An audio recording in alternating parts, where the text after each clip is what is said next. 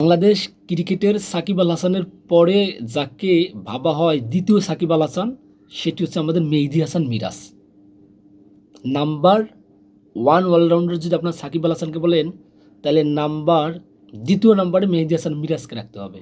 আমরা জানি সাম্প্রতিক সময়ের সরকার পরিবর্তনের পর সাকিব আল হাসান দেশের মাটিতে এসে ক্রিকেট খেলতে পারছে না, কিংবা দেশের হয়ে ক্রিকেট খেলে যে তার কেরিয়ারের ইতি টানবে সেই সময়টুকু তাকে দেওয়া হচ্ছে না, কিংবা সেই সময়টুকু সে পাচ্ছে না, যার কারণে সে দেশে আসতেও পারছে না এবং দেশের ক্রিকেট থেকে সে যে ভালোভাবে বিদায় নেবে সেটাও নিতে পারছে না। সাকিব আল হাসান ক্রিকেটের সবচেয়ে বড় একটা ব্র্যান্ড ভ্যালু এবং নাম্বার ওয়ান অলরাউন্ডার, এটাতে কোনো ধরনের কোনো দ্বিধাদ্বন্দ্ব নেই আমাদের। কিন্তু আমি বলছি সাকিব আল হাসান তো সবসময় ক্রিকেটে থাকবে না। সাকিব আল হাসান তার কেরিয়ারের আর তো দীর্ঘায়িত করতে পারবে না, তার তো একটা সময় অবশ্যই তাকে থেমে যেতে হবে। কিন্তু তার পরবর্তীতে রিপ্লেসমেন্ট হিসাবে আমরা এই মুহূর্তে যাকে দেখতেছি সেটা হচ্ছে মেহেদী হাসান মিরাজ। লাস্ট জিম্বাবুয়া এবং বাংলাদেশের মধ্যকার যে টেস্টটা হয়েছিল, সেখানে কিন্তু আমাদের বাংলাদেশের সবচেয়ে ভালো যদি দেখেন ব্যাটিং কিংবা বোলিং, তাহলে খুব বেশি নাম আসে না। অভিজ্ঞ স্বয়ংসম্পূর্ণ 2-3 জন প্লেয়ার ছিল, মুশফিকুর রহিম, মমিনুল হক কিংবা নাজমুল হাসান শান্ত, দলীয় ক্যাপ্টেন। তারা যে খুব ভালোভাবে ব্যাটিং করছে কিন্তু খুব ভালোভাবে তারা জ্বলে উঠছিল, সেরকম কোনো কিন্তু এক্সাম্পল আমরা দেখিনি, কিংবা তাদের ব্যাক থেকে সেরকম কোনো আলো আসে নাই। কিন্তু যার কাছ থেকে সবচেয়ে সেরা পারফর্মটা এসেছে, যে একই ধারে বোলিং এবং ব্যাটিং, সেটা হচ্ছে মেহেদী হাসান মিরাজ।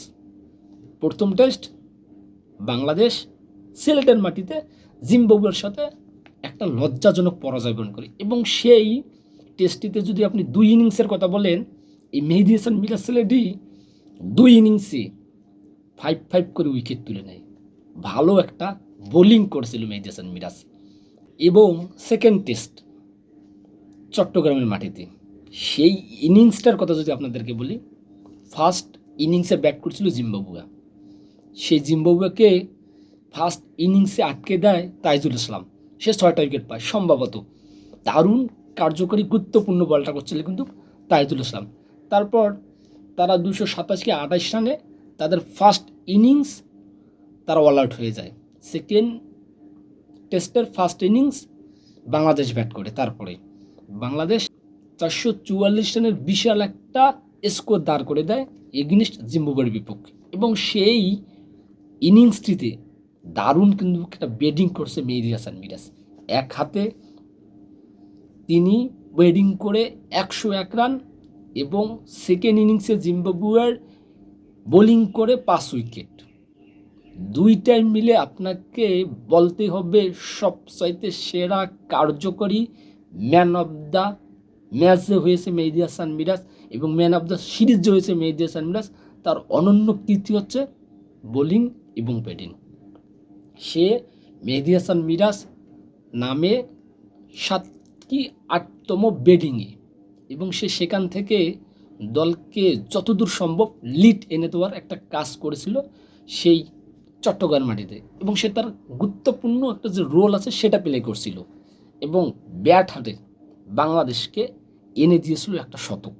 সে একটা কার্যকরী গুরুত্বপূর্ণ শতক, এবং ওই ইনিংস থেকে কিন্তু সাদমান হোসেনও 120 রান একটা করেছিল। একটা ওপেনিং জুটি, ভালো একটা জুটি এনে দিয়েছিল। এই যে মেহেদী হাসান মিরাজ, তার ব্যাটিং, তার বোলিং, তার অ্যাগ্রেসিভ, এই যে সাকিব আল হাসানের দ্বিতীয় রিপ্লেসমেন্ট হিসাবে কিন্তু আমরা মেহেদী হাসান মিরাজকে পাই। আমরা তার যদি আরও কেরিয়ারের দিকে তাকাই, আরও যে প্রিভিয়াস যে ম্যাচগুলো আছে সেগুলোতে তাকাই, তাহলে মেহেদী হাসান মিরাজ বোলিং ব্যাটিং দুইটাই ক্ষেত্রে কিন্তু একটা চেষ্টা করতেছে যে একটা পারফেক্ট অলরাউন্ডার হিসাবে সাকিব আল হাসানের রিপ্লেসমেন্ট দেওয়ার জন্য। ভালো থাকবেন, সুস্থ থাকবেন।